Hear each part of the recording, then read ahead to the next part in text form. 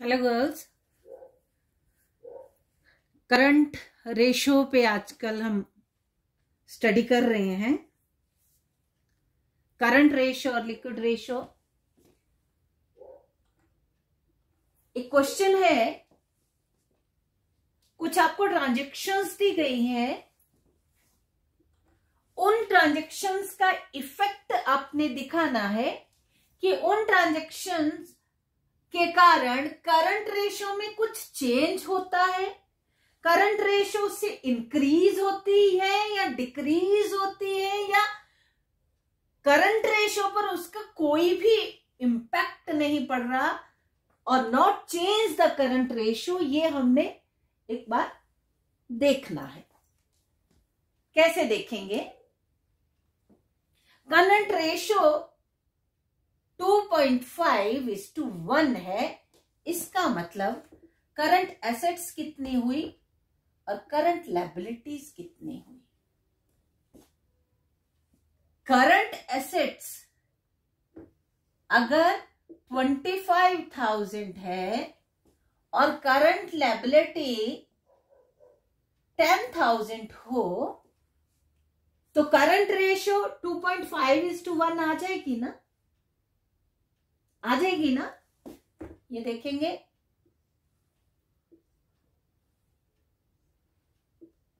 To 2.5 और 1, 2.5:1। ये बस मैं इसको दोबारा से इरेज करके कि मैं इतना ही अमाउंट लिखने वाली हूं।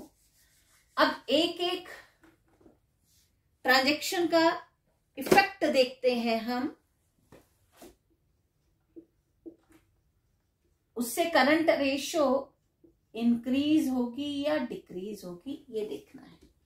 फर्स्ट उसने बोला purchase of goods on credit. Purchase of goods ये करंट एसेट्स है। Purchase of goods on credit.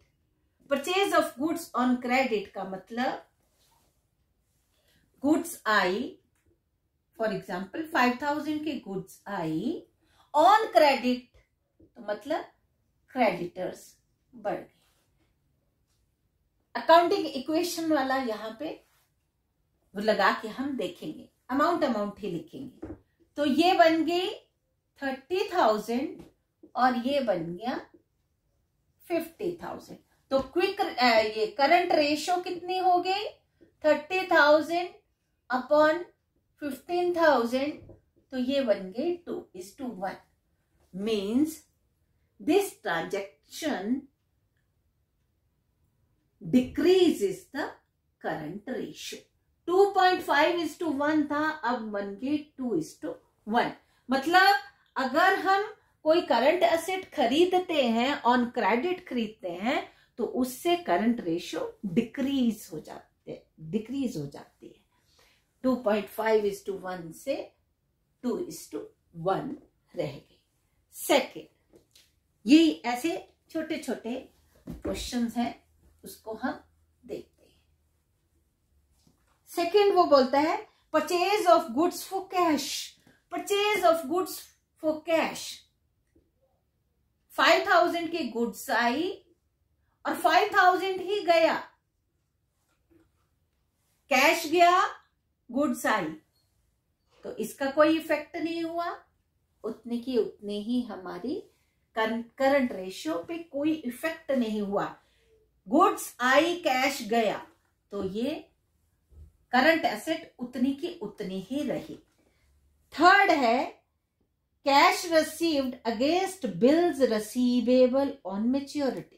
Cash received, for example 2,000 के बिल्स रिसीवेबल थे, वो कैश आ गया। जब कैश आ गया तो वो बिल्स रिसीवेबल खत्म हो गए, तो वो डिक्रीज हो गए। This transaction also have no effect on current ratio. Current ratio उतनी की उतनी ही रही। 2,000 आया और 2,000 के ही bills receivable, current assets decrease हुई। मुझे लगता समझ आ गई होगी। करंट रेशो उतने की उतनी ही रही। Fourth one,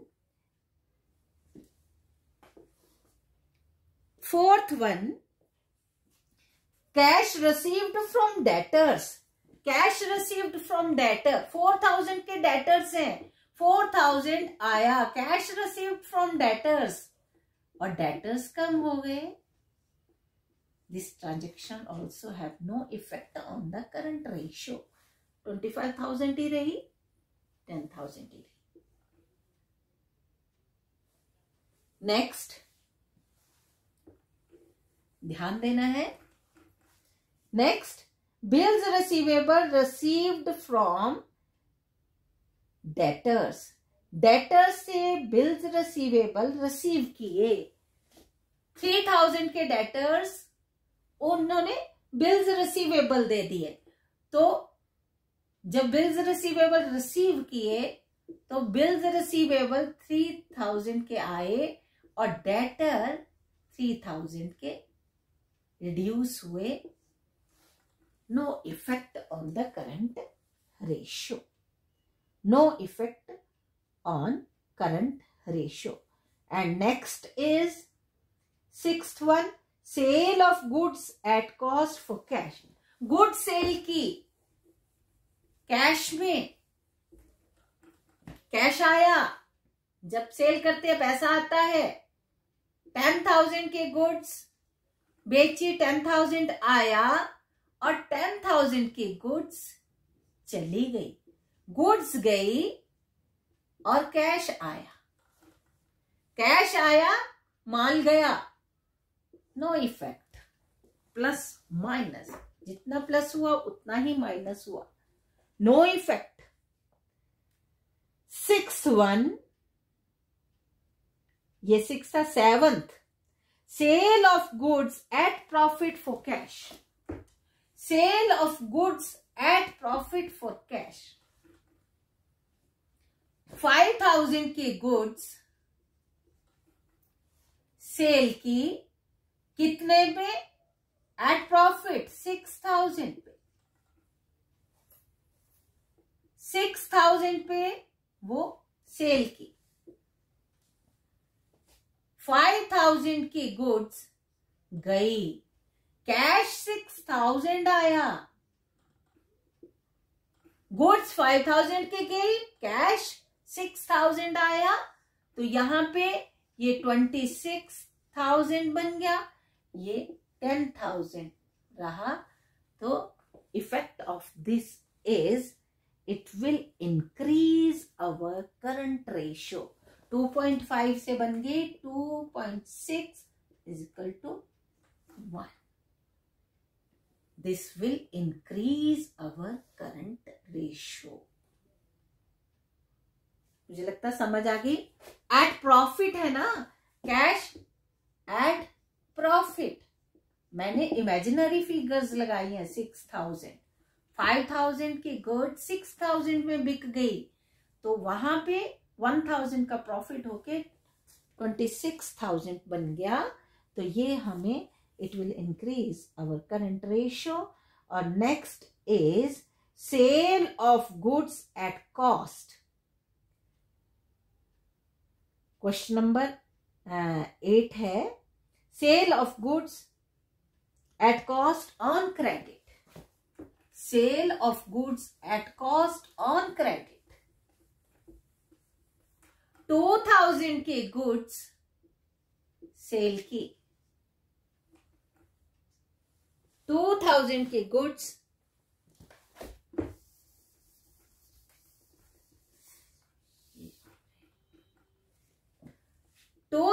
के गुड्स ऑन क्रेडिट. ये सेल की, ये सेल है. Goods goes out, goods goes out,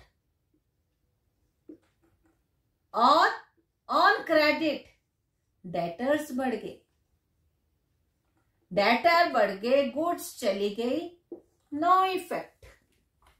no effect of this transaction on our current ratio.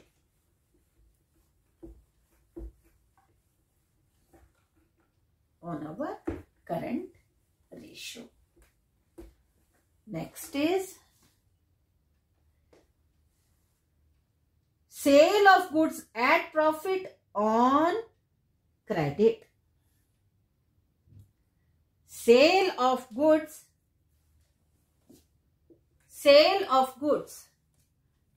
at profit on credit. 3,000 के goods sold out on credit at profit. 3,000 के goods 5,000 में बेच दी, debtors बढ़ गए, ऑन क्रेडिट डेटर्स बढ़ गए, तो यहां पे माइनस तो 3,000 हुए प्लस 5,000 हुए, 27,000 is to 10,000.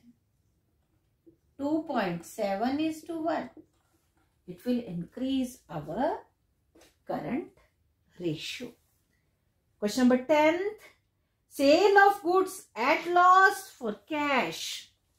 Sale of goods at loss for cash. At loss for cash. At loss. Cash पे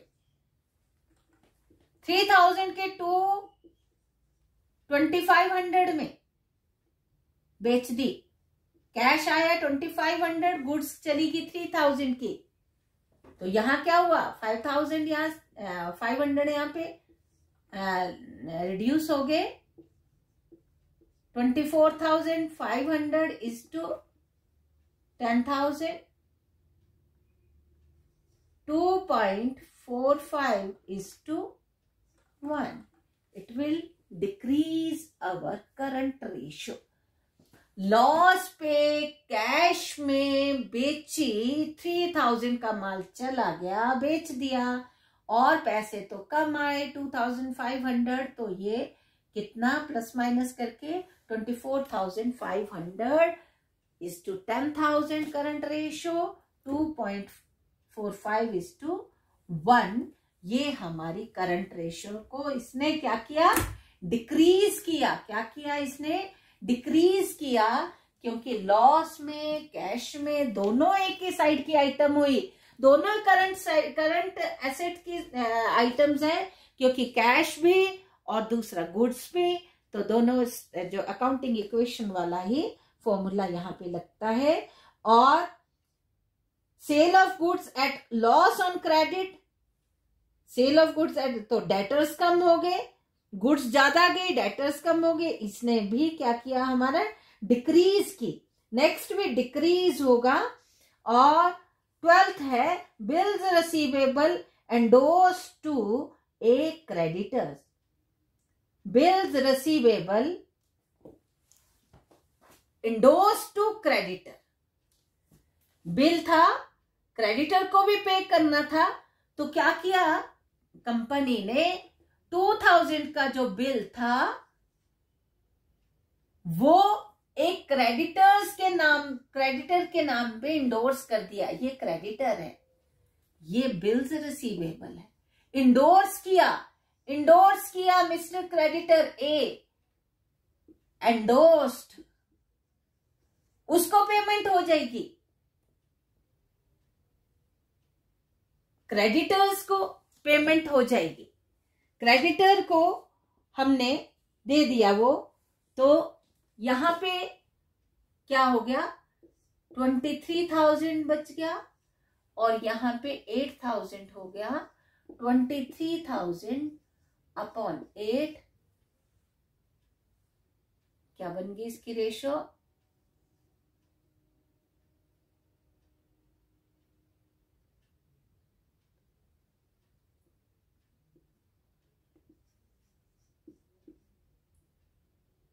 2.70.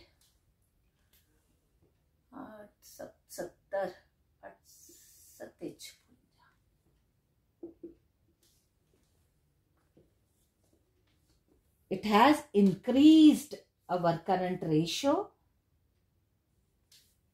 12th में जब हम बिल्स रिसीवेबल को इंडोर्स किया तो पहले तो बिल्स रिसीवेबल भी हमारे कम हो गए, दे दिया वो किसको, एक क्रेडिटर को दिए तो क्रेडिटर भी कम हुए, क्रेडिटर को दे दिया मतलब उनको पेमेंट हो गई तो वो भी रिड्यूस हो गए, तो रिड्यूस होके वो 8,000 रह गए, ये 23,000 रह गए, तो ये 2.7 कितने से चला गया, 2.5:1 से 2.7:1 हो गया।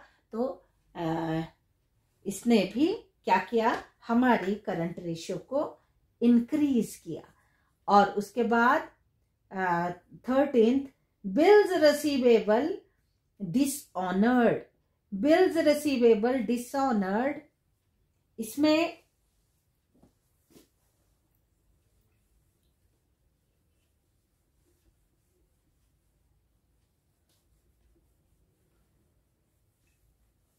Bills receivable dishonoured, question number था 13,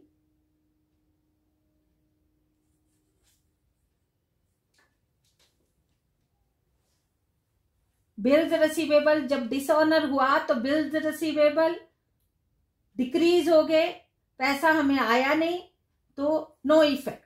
13 में no effect of this transaction bills receivable, जब डिसऑनर हुआ तो ना कैश आया ना हमारा बिल आया, कैश भी रिड्यूस हुआ, बिल्स रिसीवेबल भी खत्म हुआ, तो हमें कुछ भी उसका नहीं मिला। तो 14th है sale of plant and machinery on a credit of 3 months।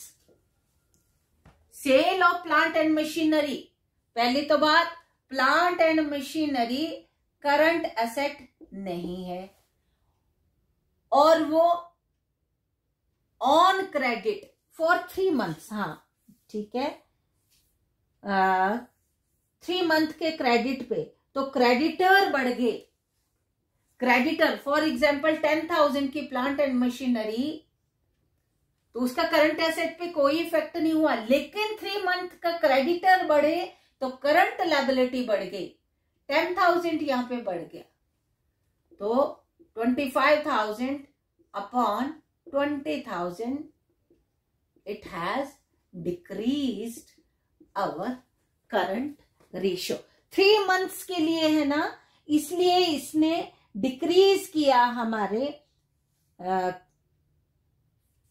Question number 14th, sale of plant and machinery on credit. अच्छा सॉरी क्रेडिटर नहीं, डेटर्स बढ़ने, सॉरी यहाँ पे हमारे डेटर्स बढ़ेंगे, प्लांट एंड मशीनरी का तो कोई इफेक्ट नहीं होगा क्योंकि फिक्स एसेट है, लेकिन डेटर्स बढ़ेंगे तो 10,000 के डेटर्स जब बढ़े तो ये 35,000 इज टू 10,000, 3.5:1, तो ये इसने इस ट्रांजेक्शन ने हमारी करंट रेशियो को इंक्रीज किया। और नेक्स्ट है sale of land and building on the basis of long term deferred expenses, तो ये sale of land and building है, लैंड एंड बिल्डिंग भी करंट एसेट नहीं है, और लॉन्ग टर्म उसमें डेफर्ड एक्सपेंसेस, तो ये भी लॉन्ग टर्म लायबिलिटीज, ये भी हमारी करंट रेशियो पे कोई इफेक्ट नहीं डालेगी। और उसके बाद cash paid against bills payable, cash paid against bills payable, 2,000 के बिल्स पेएबल कैश पे किया और इधर क्रेडिटर भी रिड्यूस हुए, 2,000 के क्रेडिटर खत्म हो गए ना, जब पैसा दे दिया तो क्रेडिटर भी रिड्यूस हो गए, 8,000, 23,000, तो ये भी इसने भी इंक्रीज किया हमारी 23/8,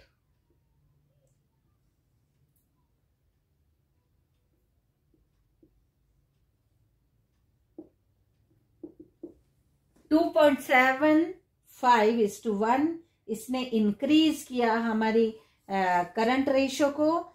और उसके बाद sale of plant and machinery for cash, sale of plant and machinery for cash plant and machinery current asset नहीं है, लेकिन कैश में 5,000 की फॉर एग्जांपल, तो 5,000 तो 30,000 upon 10,000, 3:1. It has increased our current ratio. और next, purchase of plant and machinery for cash, plant and machinery purchase की तो हमारी करंट एसेट्स तो बढ़ी नहीं, और फॉर कैश जब पेमेंट की हमने, पेमेंट की तो यहाँ पे 20,000 कैश रह गया, करंट एसेट 20,000 उधर करंट, तो इसने it has decreased our current ratio. और next is bills payable accepted in favor of a creditor. Bills payable accepted in favor of a creditor.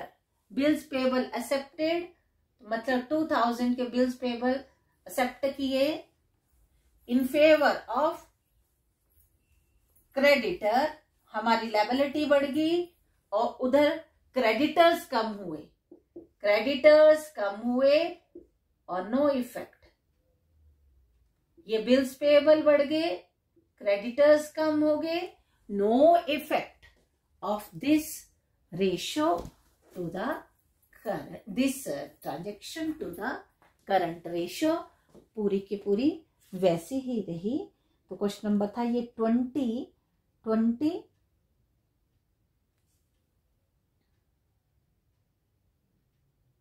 ये था 19. हाँ, अब 20 आया. Repayment of debenture, repayment of debenture, debenture current liability भी नहीं है, current liability नहीं है ये डिबेंचर्स, और उसकी जब रीपेमेंट तो कैश गया, फॉर एग्जांपल 5,000 के डिबेंचर्स हो तो कैश गया, cash paid to debenture, cash paid to debenture holders 20,000. This has decreased our current ratio. और next है 21, conversion of debenture into equity share, no effect, क्योंकि debenture और equity share ना current assets है ना current liability है, ये long term liabilities हैं और capital है, इसका कोई effect नहीं होगा. Next is issue of new share or debenture for consideration of fixed asset. Issue किए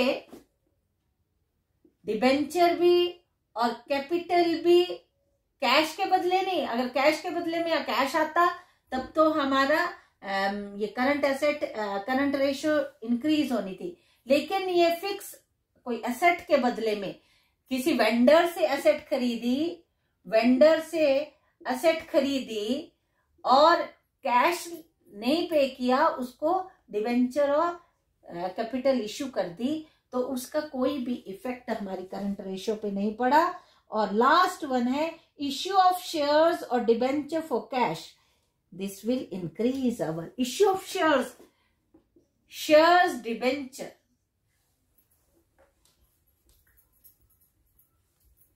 issue of shares and debenture. Shares और डिबेंचर हमारी करंट लायबिलिटी नहीं है, लेकिन issue of shares and debenture for cash, तो cash का मान लो 30,000 के ये इश्यू किए तो कैश आया कंपनी के पास. जैसे इश्यू करते हैं तो जो शेयर होल्डर होते हैं वो कंपनी को पैसा देते हैं, तो यहाँ पे कैश आया 55,000 is to 10,000. This will increase our our current ratio 5.5:1. तो ये क्वेश्चन नंबर था 22. तो ये छोटे छोटे आगे भी एक्सरसाइज में भी है, तो मुझे लगता है आप एक्सरसाइज में से करोगे, सारे प्रैक्टिस करेंगे तो ये बहुत अच्छे से समझ आएगा. ये सारा कुछ हमें ये जानकारी होनी चाहिए. तो ये आज का लेक्चर